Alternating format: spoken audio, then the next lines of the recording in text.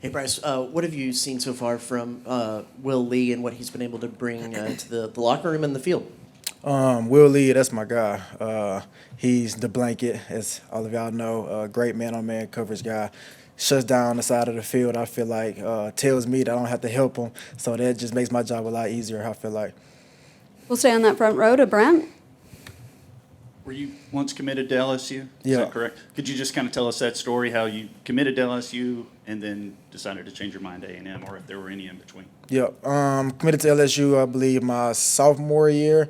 They had a guy over there that I was real close with, Coach Tommy Robinson. He was the running back coach over there. He was the recruiter of the Beaumont. Was over there, committed to those guys. Coach, it's when they had Coach Ed Ogeron. And, so that was calling my guys over there around their way. And then they all got fired. Coach T-Rob ended up coming here. Then Coach Fisher started pursuing me real heavy, and Coach Ilko and all of that. So then that just made it perfect.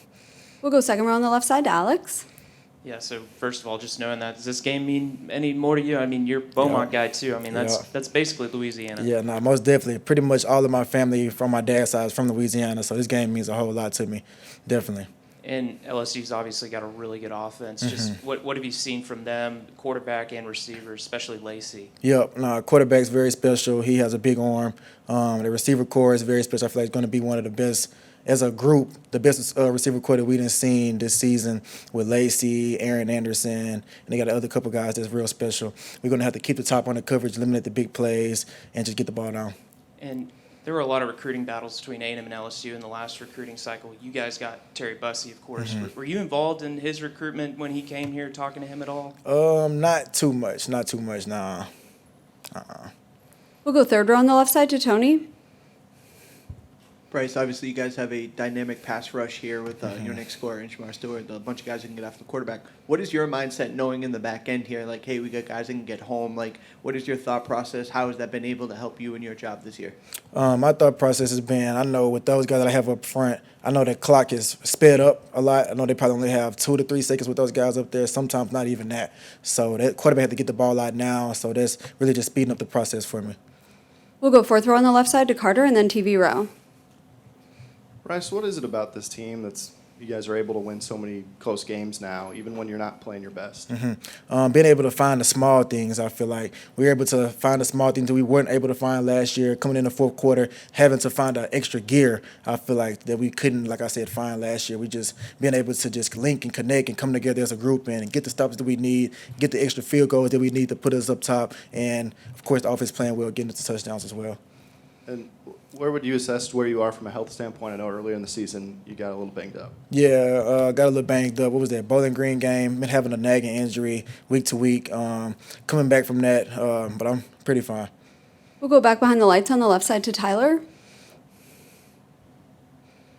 Bryce, you said this is probably the best receiving core that you've seen. LSU. How would you evaluate kind of how you guys as a secondary have maybe grown week to week, and I guess how much responsibility are you putting on your own shoulders this Saturday? Yeah, no, most definitely. Putting a lot of pressure on myself to keep the top on the coverage, to eliminate the big plays, not let them do what they really want to do. I feel like I said, they have some very special receivers, a lot of weapons, a lot of threats. We're going to have to go out there and cover them guys. And I know a couple of them play 7-on-7 with them, knowing I'm from Beaumont. I play with the bootleggers and stuff like that. So, yeah. And then with this, just the Louisiana connection, everything, and just how excited are you for it being a night game at Kyle Field? I'm very excited. Night games at Kyle Field are always electric. This is going to be, I feel like, even more electric, knowing that the atmosphere of the game, how much the game is going to mean this weekend. So we know we're dialed in, we're locked in. We'll go front row on the right side to Brent to wrap us up. Part of follow-up on that, what is the difference between a day game and a night game at Kyle Field? Nothing. I feel like the way that we prepare and focus, nothing. But the crowd, is more into it. I feel like we get more. Nah, I can't say that because Missouri, we had a couple false starts. But the night games, just more electric, more loud. I feel like the fans be more into it, but they into it all the time. So I can't even say that. So I feel like it's the same. Gotcha. So you said your dad is from Louisiana? Yeah, What my part? dad, Shreveport, I believe, somewhere. Okay, so yeah, he's north side. yeah. Did you visit Louisiana much, and what were your impressions of the state overall, as it growing up? Growing up, I didn't really visit it as much. Like this is just where my dads were from, and like they're parts more of my family. And yeah, like so I didn't really visit it. I was just Beaumont guy. So Beaumont has such an influence of both states, right? Could you just kind Yeah. of speak to that from both sides? As Alex said, it's right there on the edge. Yeah, no, most definitely. I'm 2.5 hours from LSU and 2 and 45 from A&M, so it's right there in the middle. I'm right there in the bayou, so I get the good of both worlds. I feel like the food out there, and then coming to here and having all the stuff out here.